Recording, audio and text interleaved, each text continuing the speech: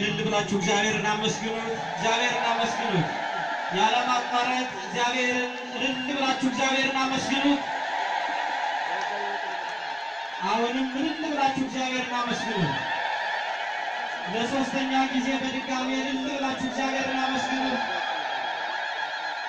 ዝማሬውን ላቀረቡልን ለክቡር መምህራችን መላከ ሰላም ቀሲስ እንግዳ ወርቅ ዝማሬ መላእክት ያሰማልን ብላችሁ እልል ብላችሁ እግዚአብሔርን አመስግኑ። ከዚህ በላይ የሚያገለግሉበትን ዘመን እግዚአብሔር አምላክ